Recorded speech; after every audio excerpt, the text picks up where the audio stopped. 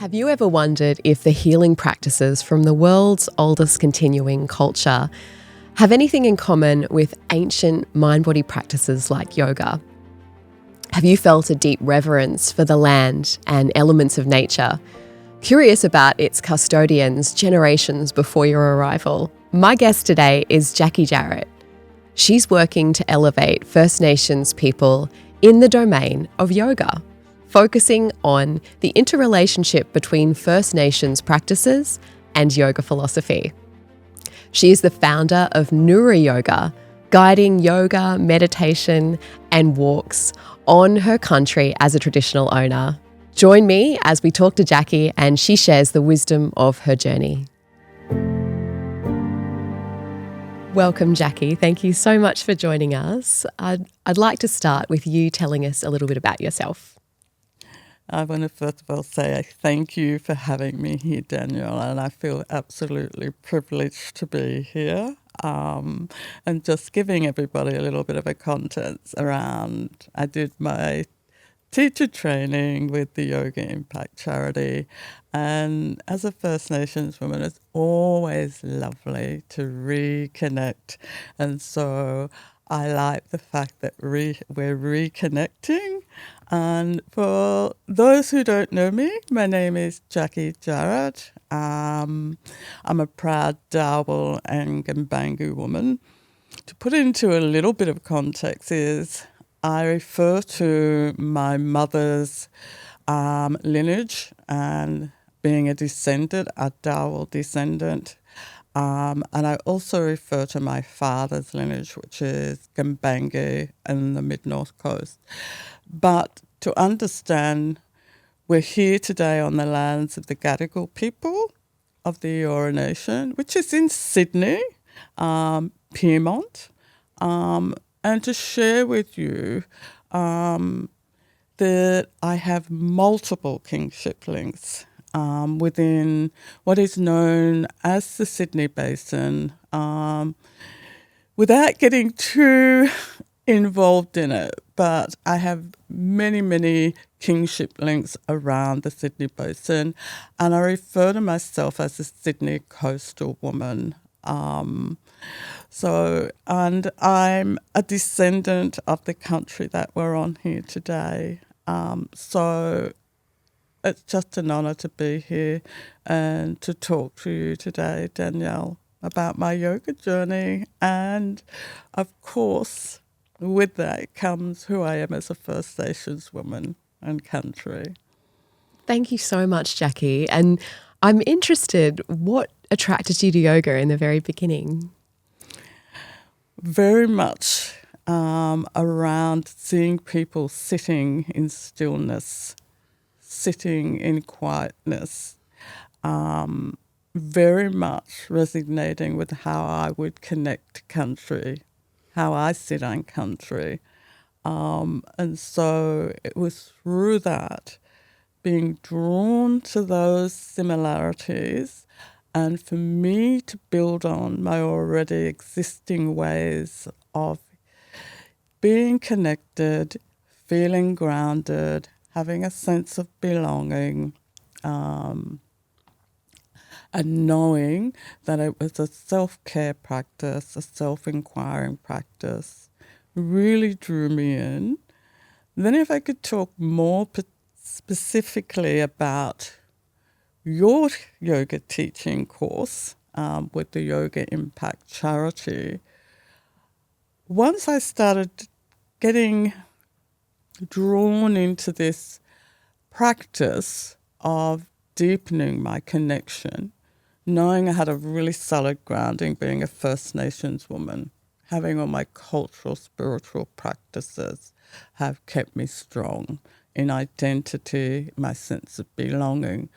I also needed a little bit more. I understood that. I'm living in a Western world, very busy world, a very conflicting world at times. And how do I manage such a way of living, I guess? And so starting with my solid grounding, but then so also looking at how the Western world has affected me mentally as well. And so that comes to when I wanted to, of course, I was interested in yoga and I began to have that practice of yoga and I thoroughly enjoyed that. I also knew that it was a practice that I wanted to share, coming from a culture of sharing, right? This practice isn't just for me to have alone. It can never be that as a First Nations woman. And so again, I think, okay, well, why don't I become a yoga teacher? And so then my journey from there was, just researching, having a look. But at the time also, as I said, trying to navigate my world, my two worlds, felt really solid as a First Nations woman, had my cultural, spiritual practices, had my really strong sense of identity, had a really strong presence of belonging within community. But when I stepped outside of that, I felt different. And I knew I had to act different as well. But in saying that, I wanted to have a balance. I needed a balance. And so yoga became what I believe, giving me the ability to balance out those two worlds a little bit more. I love the fact that yoga is an ancient practice too. And as a dark-skinned woman, I'm happy to say it comes from a dark-skinned culture. And so again, that was a draw card as well. The fact that the way we live at our lives as First Nations people, and I want to highlight that this has been happening for 65,000 years, the fact that we've understood we're connected and that there's an interconnectedness. We've always understood that. And I believe that I strongly believe that we're the leaders in that, in the world, First Nations people. We upheld those practices for 65,000 years. And so I'm incredibly proud of that. So there's also, as I was saying, the Yoga Impact Charity talked about a teacher's course that included trauma-informed yoga. All the other yoga courses, teacher courses, I wasn't resonating with.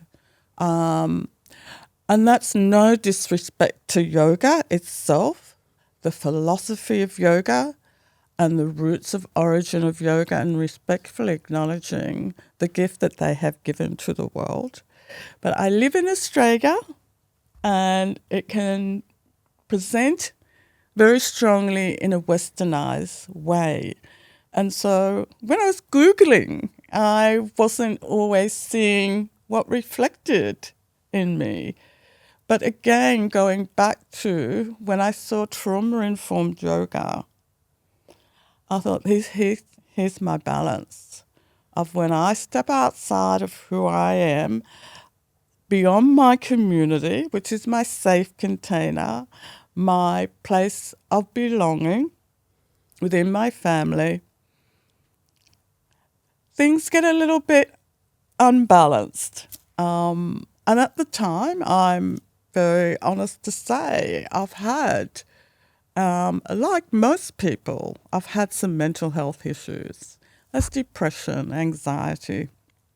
Trauma has been an incredible impact on First Nations people historically. So those things started to resonate really strongly with me. So, and I want to say that my journey with yoga, practicing yoga and teaching yoga, is going to be a lifetime journey, but one that just aligns beautifully with who I am as a First Nations woman. So I speak to you as a First Nations woman and a First Nations yogi who absolutely adores this practice of yoga. So, and as I said, it's about kindness. It's about, acceptance. All of those things that really are inside of everyone. And I feel as though I have quite a bit of that inside of me. each and every day, and about putting out care into the world. And my communities do that so well. Like, we come together, we show up in our communities in, we have cultural humility. So we show up and we care. So just to keep it kind of like, I feel as though I'm living that life as a First Nations woman, and then following the philosophies and the disciplines and the practices of the 8 limbs of yoga.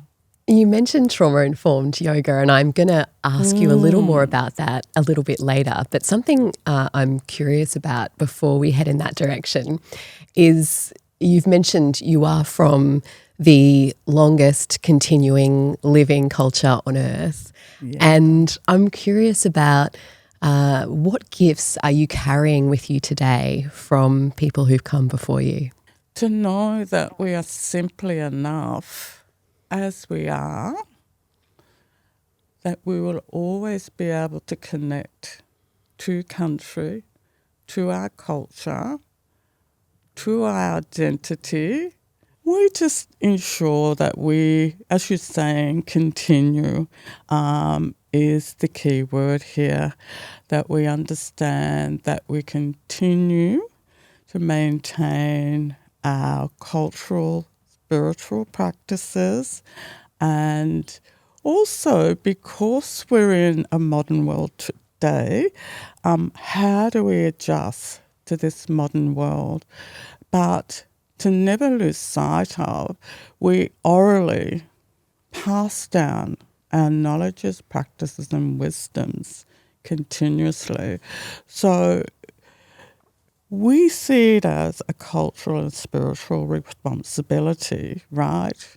And as you're saying, a gift.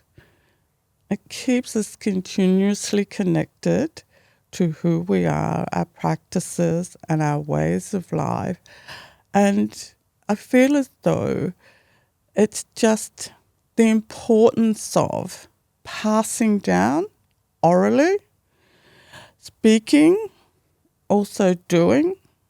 So we can practice our dance, we have our art, we have it all, and it's still there and it's still present. I don't feel as though it's changed that much. I mean, I feel as though it's becoming more accepting in the modern world of our presence. But it's just about our knowledges, sharing our Dreamtime stories, our on-country stories. It's about dance. It's about knowing that we are a continuation of life through things where we're granted what our totem is. So again, as you're talking about this continuation, we understand, I'm sitting here with you, Danielle, in what we would call a 3-dimensional world, in a sense, a physical sense. But I know after here, I continue in my cultural, spiritual wisdom of knowing that I will become a whale. I'm a saltwater descendant.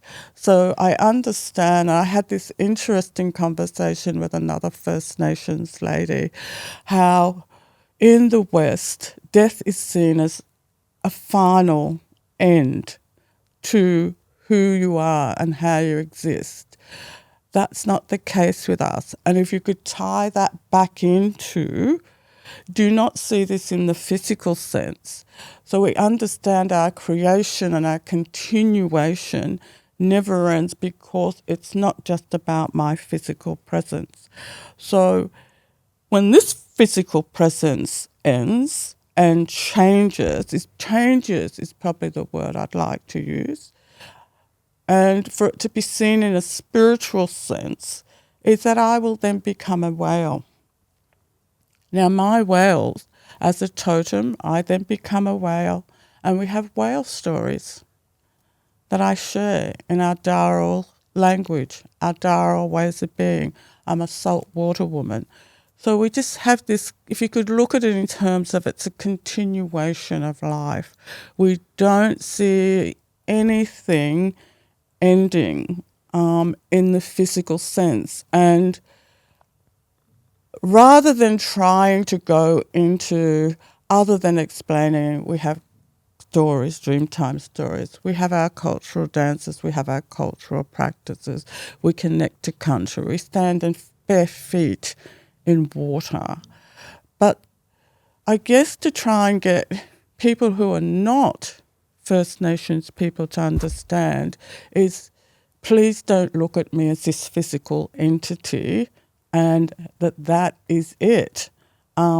Because I will, while I'm in this physical sense, I will share my wisdom and knowledge. I will pass it down to my family, my children, my grandchildren, and that knowledge just continues. But there's also spiritual elements to it. My children, my grandchildren, my community know that I am not just merely a physical being, that my next journey, I'll migrate and become a whale, but that I'm still there. So I hope that, in a sense, is making people who are not Indigenous understand, and not to draw on modern concepts about our culture is not here. Our culture is a living, breathing thing that will always exist. And people may find that a difficult thing to understand, but I hope by sharing, I'm here, but my next journey I'll be a whale. And then after that, so there's this continuous cycles. So, yeah, infinity, if that makes sense. It absolutely does, Jacqui. Thank you so much for sharing that perspective. And that in itself is a gift about also we belong, we don't own. And belonging gives you that spiritual expansion of you can belong in so many forms. So I'm hoping, and this interview is going to capture some small captures and snapshots of, I wouldn't say complex, but very in-depth. And if people were to think about it in time alone, 65,000 years, but then to understand, as First Nations people, we know there's that continuation.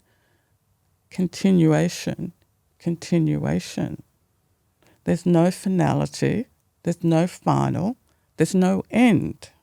You've mentioned these gifts that you're carrying with you and the importance of sharing that with your children, with your grandchildren, but I know that you're also sharing them in a variety of communities. Could you talk to me a little bit more about some of the ways that you're sharing First Nations knowledge, but also the yoga philosophy in community? First of all, we start, when it's within my community, we always draw on our strengths of knowing ourselves as First Nations people, putting into perspective where we come from first, grounding ourselves, connecting ourselves with country, sharing our stories.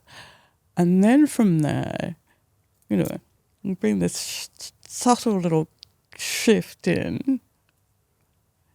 Yoga philosophy is this philosophy, but we also, and this is where I just want to make a clear distinction. I do like to make a distinction, a respectful distinction. We have our First Nations, I have my First Nations cultural, spiritual practices, and then we have yoga and the philosophies and the roots of yoga. Now, they are separate. They are not the same. I, as a First Nations yogi, see a lovely alignment with it, but I will always say they're very separate, they're very distinct, and they both deserve their own respectful place in the world. And so coming from, when we come together, it's collaborations, it's partnerships. When we talk about, and particularly relationships, First Nations people are relationship people. And we use the word connection a lot when we talk about relationships. So when I come to do yoga in my community, first and foremost, I'm known as the woman I am in the community, just like the woman who's going to do the class with us. There's no, I'm me in the sense of, I like to use it that I'm guiding. And as I said, it's just about an evolution of growing and sharing my relationship with my community. I can show up as an auntie. I can show up as I'm known as a mum and a nan in my community. I know I'm a member of the local Redfern All Blacks football community. My tribal warrior corporation know me. So I show up in that sense, and I think with that relationship comes a reciprocal respect that I can then show up and be, in a sense, a yoga teacher and teach the skills that I've learnt and impart them on to other members of the community. So that's how I show up. And then we try to do it in a way where, as I was saying, there's respect, there's honouring of everybody. And again, what I love about yoga is giving choice. So, and also just encouraging community to be curious, be open to the possibilities of trying, but first of all, grounding it in our cultural ways of being and just sharing with them that it's very, very similar. And so I also say that you may find that once you sit quietly and we go into a meditation, you feel really quite connected and it feels familiar because it is essentially about you connecting to country. And then when they do those things, we kind of go, oh, yeah. So again, it's about just building on my already existing and First Nations people's cultural, spiritual practices. And then I do like to bring in, because we've talked about trauma-informed. We as a community know how to hold space. We know how to hold humility. We know how to care. We know how to be respectful. We know how to navigate in a way that everyone's feeling okay. And that okay could be, I might opt out. I may just watch. And so it's that. So it's about just showing up. And we talked about this just before we came in, Danielle, if you don't mind me saying this. Sometimes it's about the conversation itself, the relationship itself, and not so much about we're going to have a particular outcome. Because I think also when I introduce something that is not something of our understanding, we may have a little bit of hesitation. We may have a little bit of fear. This is something we haven't done. It's not a part of our culture. I'm a little apprehensive. And so just opening it up to being more curious and learning from that.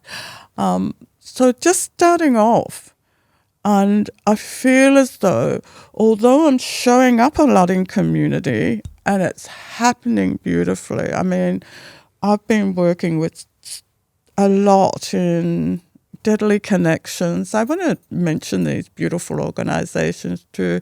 Deadly Connections, which is a women's organisation led by beautiful women, guided by beautiful women, upheld by beautiful women. The Tribal Warrior legal aid, Walama, court listing people. Also, I mentioned Tribal Warrior, didn't I? And also the Redfern All Blacks women's rugby league team. I've done things for them. But also just about conversations at times too, Danielle, about the conversations and just opening up the space about what yoga could be is very, very important as well to build that trust. So I hope that explains it in a sense. And as I said, just really grounding us in ourselves first and foremost.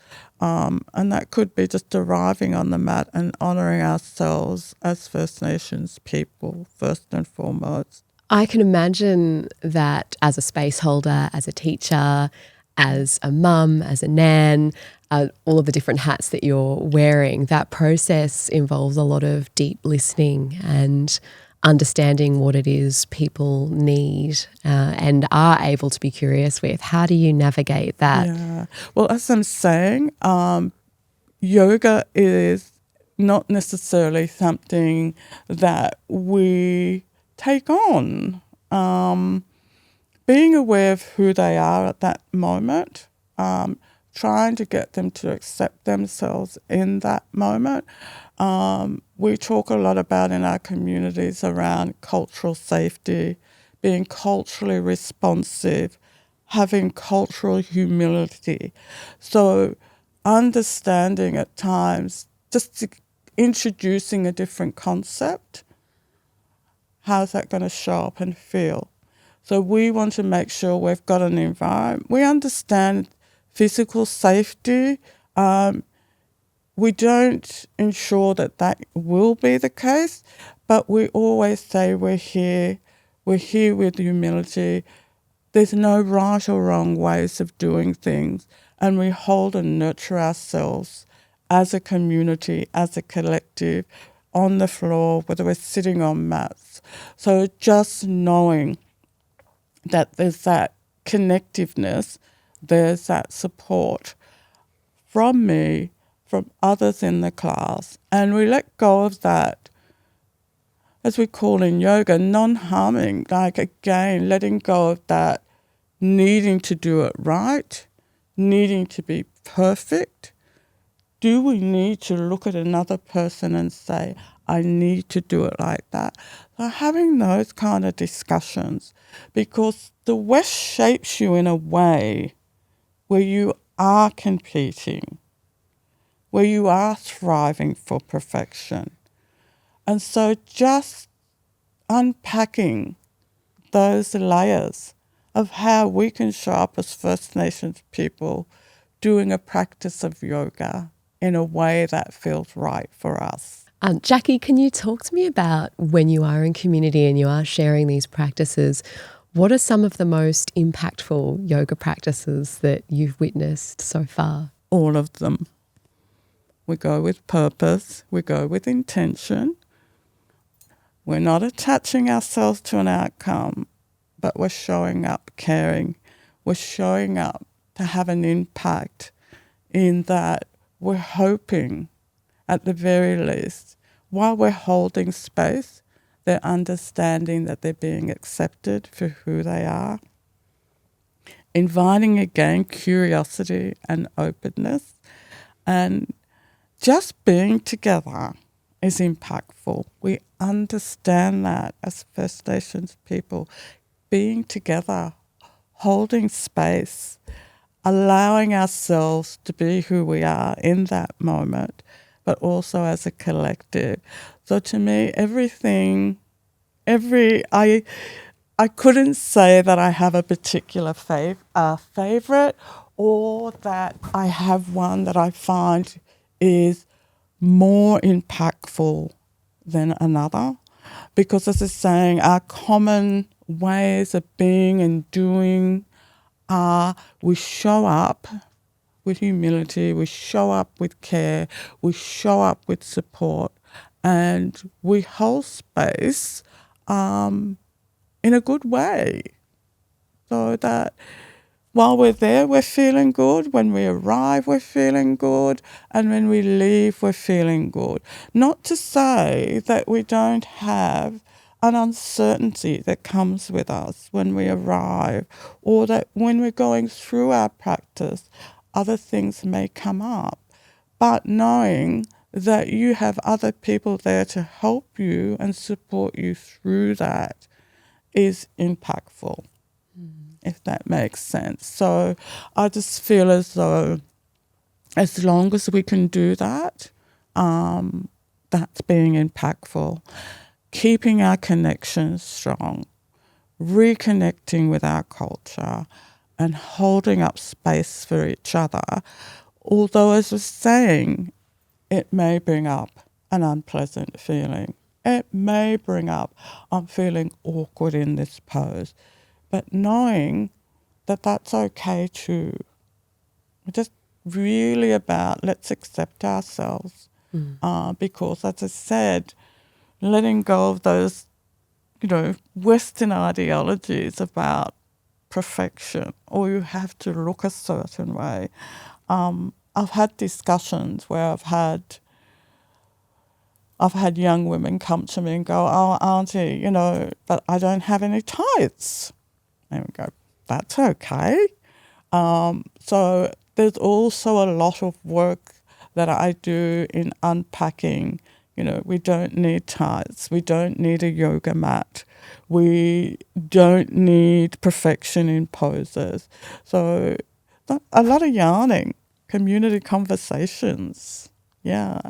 And as I said, different perspectives as well. So, but holding ourselves in the support of, we want to find out more. We understand it might not be everything where we want it to be at the time, but just doing things collectively in a supportive environment is really, really good. And Jacqui, can you talk to me about why a trauma-informed approach is important when you are working with your community? I'm glad you've asked that question, because we had, as a people, historically been traumatised, displaced. So we know as a collective, when we come together, we want to make sure that, again, we're talking about feeling safe. So I think with our communities, a way that we bring about trauma-informed principles and practices is about making sure we have cultural safety. We've talked about that we're culturally responsive. So if someone's feeling a little bit awkward in being on a yoga mat, and go, we're right. I'm here with your mob, and we just try and make everyone feel comfortable, safe, and again, just going back to grounding in our solid identity. But it's very, very important because, as we know, without getting too much into it, historically, the impact of was very traumatic. And there's many, many traumas that we experience. And we're very, very aware as a First Nations people about the many ways that we have been traumatised. There's racial trauma, there's displacement. So understanding that we as First Nations people have experienced that, but we also know how we can hold space for ourselves. And again, using those terms about being culturally safe. Being culturally safe means we have a First Nations women's yoga group, right? So that makes us feel safe in our identity, knowing who we are in our community. So that alleviates and takes away, some of the experiences of feeling ashamed if you're with somebody else who's not in your community comes along and you don't know them. You may think that they're going to place judgment on you because there's so many layers that we've experienced. It's not just about trauma, it's about judgments, it's about mistruths. So we understand we can alleviate all of those impactful negative impacts of who we are. So being together as a collective gives us strength, to actually manage that. And I know you've been witness to a lot of resilience in your own life and also in the communities that you work in. Yes. I wondered if you could talk to me a little bit about that and a little bit about the ways that your First Nations practices, and maybe in conjunction with some of the yoga philosophy, about how that has supported the resilience. Sure. Look, resilience is, I guess, the fact that we're still here, right? Again, I'm not quite sure how I could actually shape that in the sense of non-Indigenous people understanding that. But for us, it's been over 200 years.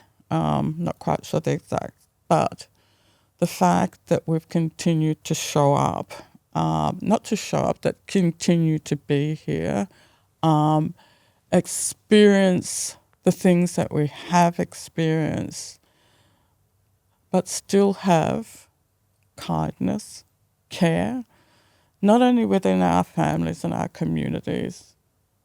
We show that to the wider world.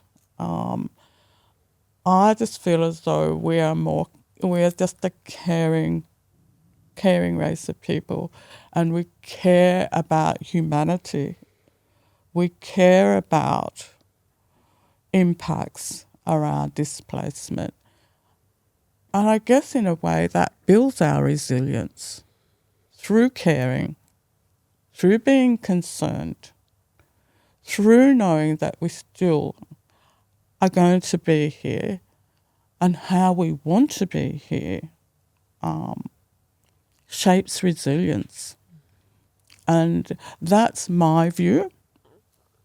I'm not sure if it's the same for other First Nations people. I'll address this in terms of, I guess, in a more personal sense, as you're asking, but just by continuing to show up in a caring way, knowing that you've had impacts of trauma and other things that haven't been great for you, but you can still hold a caring heart. That's resilience.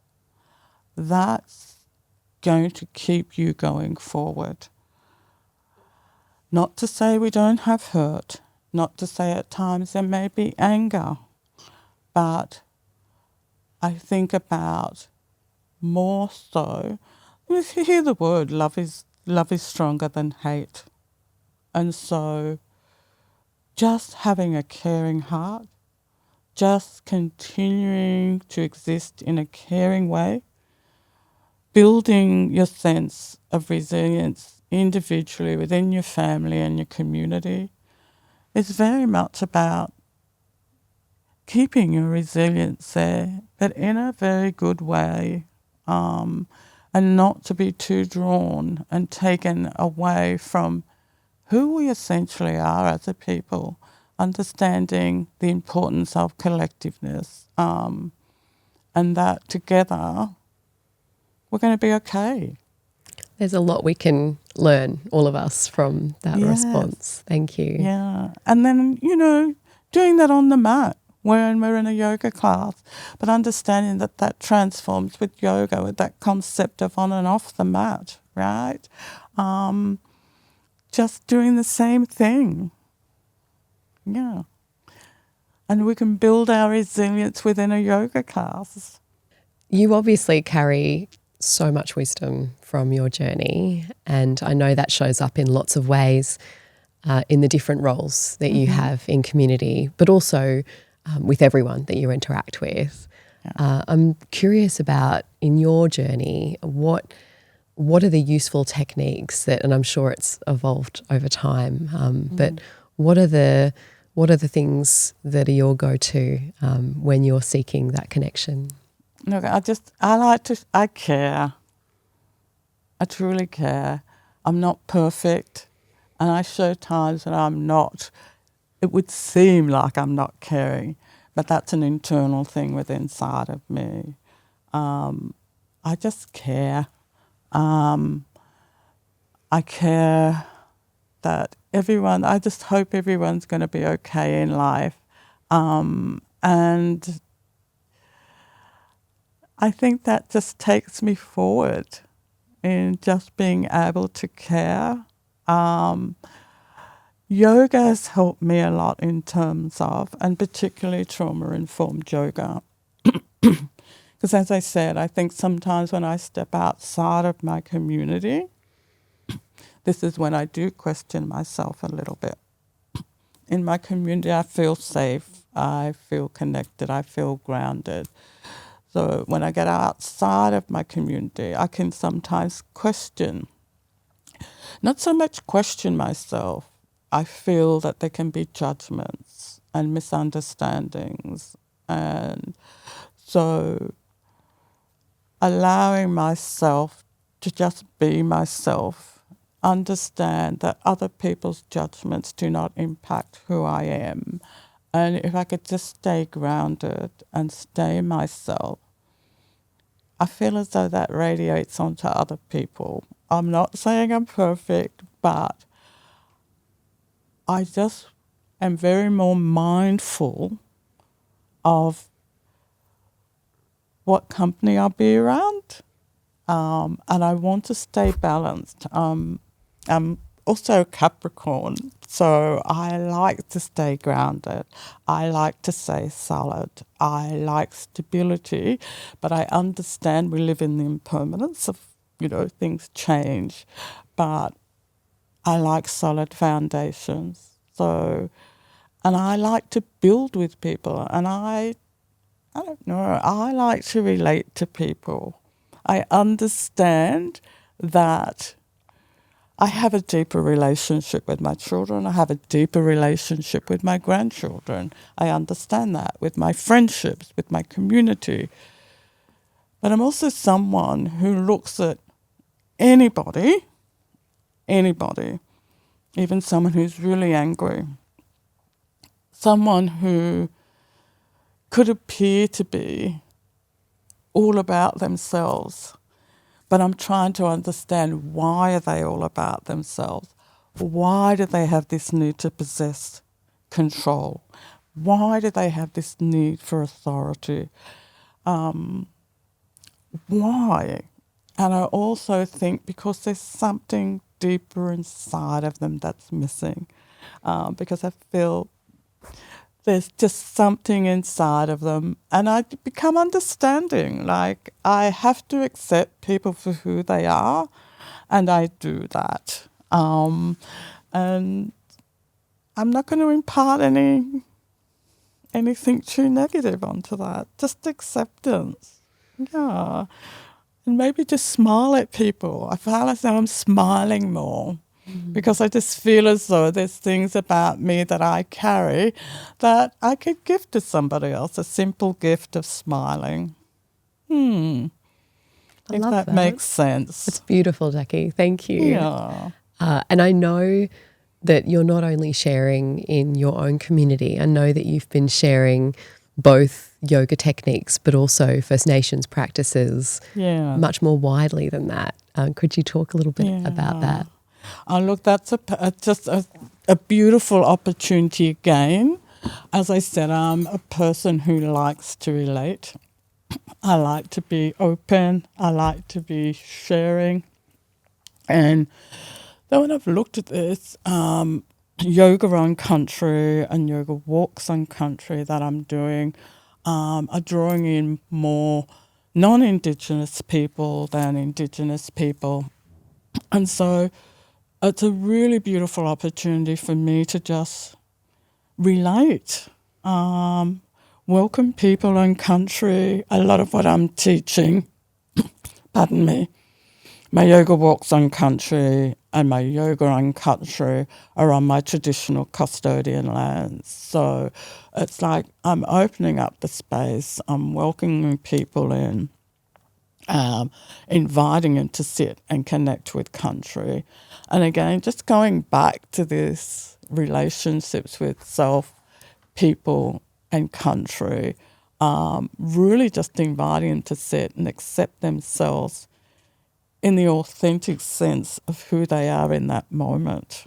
I just really like to sort of share that we don't have to be, if we could just let go of, I need to be at work at 9 o'clock. Oh, I'm the CEO. If we just let go of all of these external identities that we have, and in the way that we exist in the modern world, and just sit and come back to self, whether that be through breath work, noticing that you're always upheld and connected and supported by Mother Earth. That's a given. You can feel her. We're being held up by her now, Danielle. Right? Just getting us to go back to there, I just think that's a really strong connection to have. And then that we're sitting there collectively in that sense. And I also, just as I said, we've had these practices for over 65,000 years, and they're now known in the modern world. So just as mindfulness, as meditation, our way of living was very somatic. So we had that embodied practice. And I think in the West, we tend to get disconnected and we become outside of ourselves of, I'm a title, I'm a CEO, I'm this. Well, I'm not seeing you like that when you come to my practice. I'm seeing you as a person that I can connect to. We can relate to each other. Let's just sit on country and be who we are in the moment. So just really grounding it into connecting and understanding again that interconnectedness and, you know, the ocean, the trees, the plants, you know, we're connected to all living things and that interconnection. And sometimes it's just in the moment when we're doing the practice, if a nice cool breeze comes along, I'm going to go, let's just notice that beautiful breeze. Have you noticed how it's feeling on your cheek as it blows?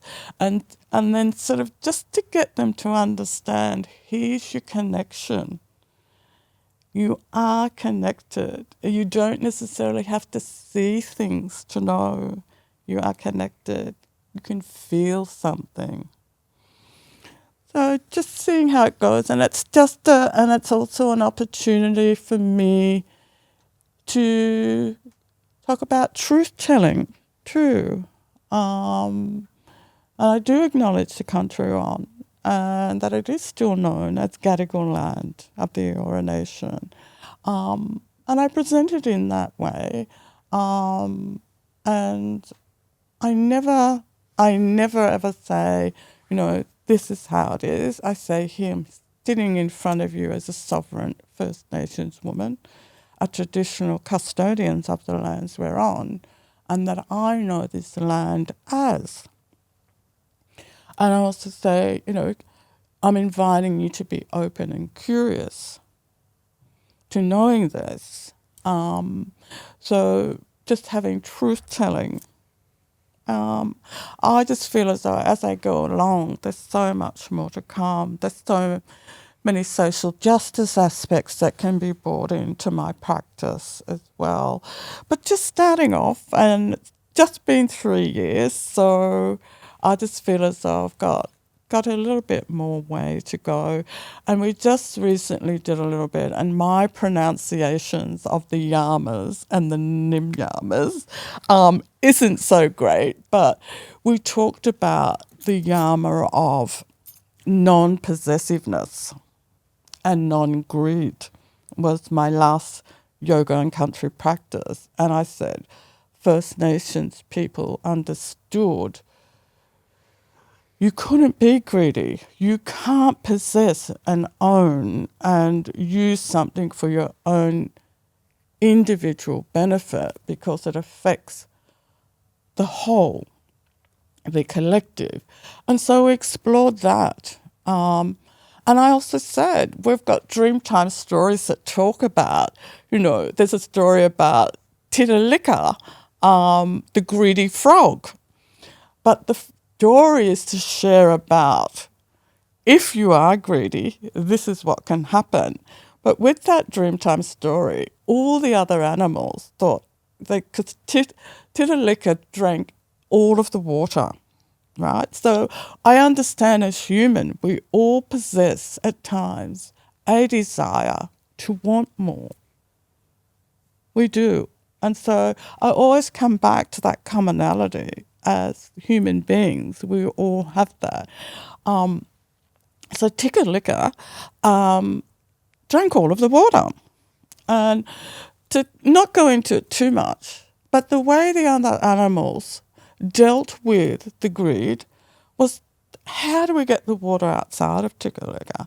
And they wanted to use humour. So they had to go through humorous strategies to try and make the frog laugh. And in order to laugh, all of the water would come back out and be returned to the lands. So just sharing our concepts, but as I said, because although we had people who probably at times wanted more than what was needed, we understood we had to maintain that equilibrium. Yeah, so all evolving. Let's see what happens. And then I used the yamas and ninyamas. And so when we sat on country, also did the internal reflections of, can we feel content without wanting more? So I'm just really enjoying what I'm doing.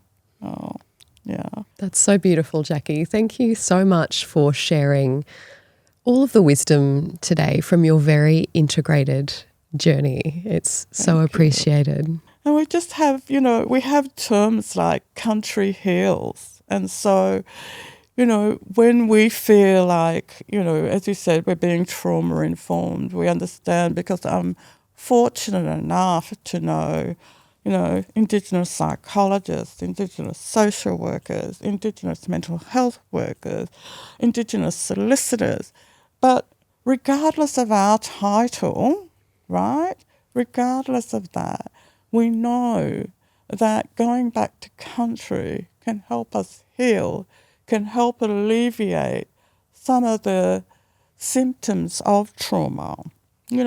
At times maybe being in our head and remunerating on negative thoughts.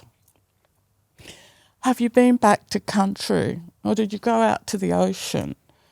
And, just being present, because we were very, very present as a people to understand how the universe worked, how the seasons changed, how to read the stars. Where did we go? What directions were we going to be? And we also understood the impermanence of life. And it's always changing. So we might set up in one particular area of our lives because it's summer and we want to be around the ocean. But we knew as the colder weathers come along, where would we go next? And where were the food sources? So we also understood the impermanence of life. But also understanding, just be there where you are, having just what we need and nothing more was going to help maintain a continuation of life cycles. Thank you so much, Jacqui. I could talk to you for hours and hours and really enjoy soaking up all of the wisdom from everything that you say. We really appreciate your time and sharing all of that with us. It's been an absolute pleasure being here, Danielle. And as I said, we don't see life as linear. We see it as we go in circles. And we're always wanting to come back. As I said, my yoga journey as a yoga teacher started we're saying 3 years now, so it's 2022, wasn't it? When I walked through those doors, and that was beautiful in that I was learning yoga on one of my custodial lands there in Bondi, and I knew that I would continue to have my connection with you, Danielle. And again, we understand that we don't need to be physically together or physically around each other to maintain a relationship. So an absolute pleasure. And a lot of the times when I am teaching my yoga, I refer back to those beautiful days, my beginning days of learning to be a yoga teacher with the Yoga Impact Charity. And as I said, absolutely drawn to the idea of trauma-informed yoga, understanding the importance of that, understanding my community is very much driven around trauma-informed practices, principles, philosophies in what we've experienced. So absolutely love being here, having a yarn with you. There's so much that I and every member of our community draw from interactions with you still to this day as well. So thank you so much, Jacqui. Thank you.